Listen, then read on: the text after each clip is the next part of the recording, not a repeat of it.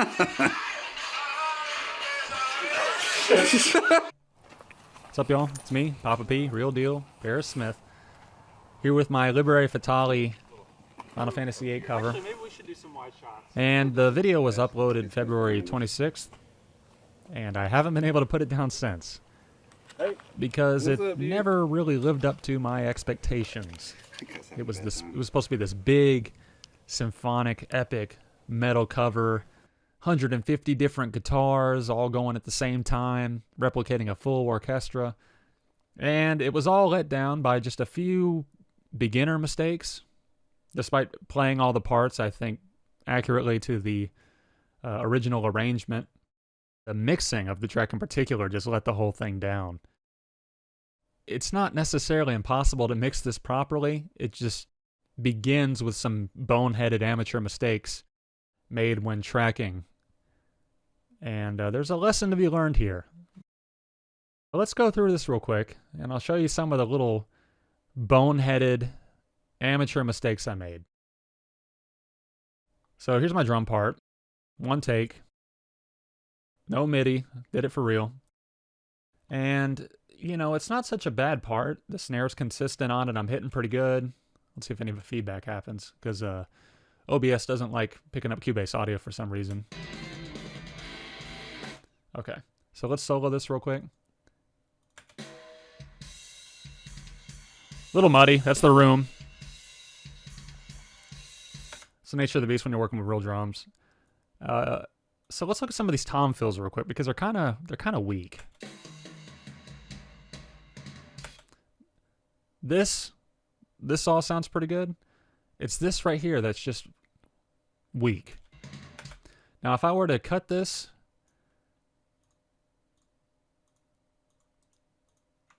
and, you know, like, what if I were to raise it up? Well, our transient is coming up relative to the attack. I mean, it's all coming up uniformly. And it's just going to turn that tom fill into just a boomier mess. Need to get your drummer to record a part that's like that doesn't sound quite right. A drummer, in which case, you know, in this case, is me.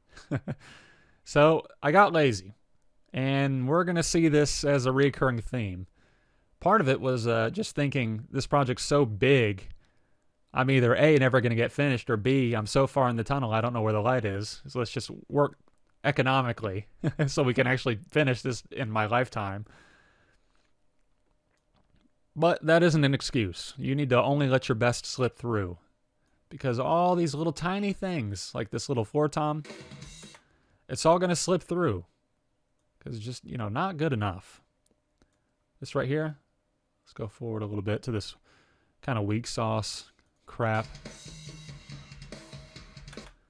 Not bad. Could have hit a lot harder. Just some inarticulate type stuff going on. But, you know, these are fairly minor things. Could have been fixed. Wouldn't have broken the song if I had just left it the way it is.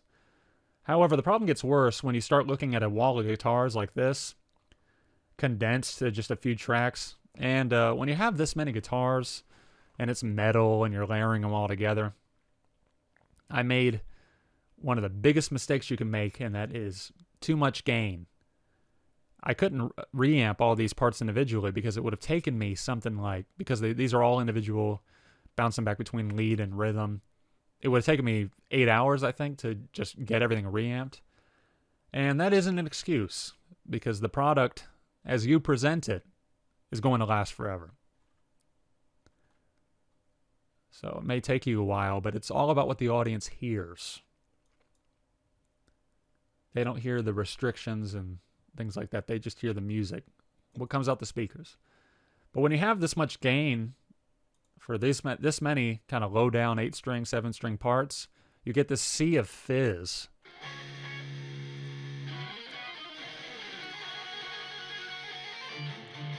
Yeah, so you can even hear that it's distorting a little bit. It's nasty. And there's tons of that. So some of these parts just... Yikes. Part of that is the slotting I've done. So it wasn't that tinny fizzy when we originally recorded it. We did DI, and I should have kept the original amp parts that we did. So yeah, moral of the story, always track a DI, even if you don't use it. I have the DI somewhere, but we're talking about an 8-month-old project, and I can't find them anymore.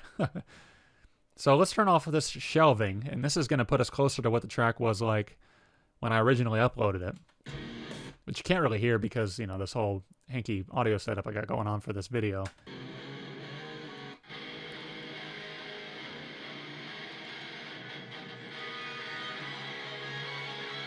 You can see that added a little bit of top end, fixed a little of the bass, made it more audible against the rest of the instruments without making it sound worse. You have to shelve things within the context of the puzzle. When I was printing each of the guitars through the VST amp, I was just hearing every part in isolation, and it was like assembling a puzzle without having any of the other pieces. It's impossible. So, yeah, there's another amateur boneheaded decision that I made that held this thing back from being what it could have been.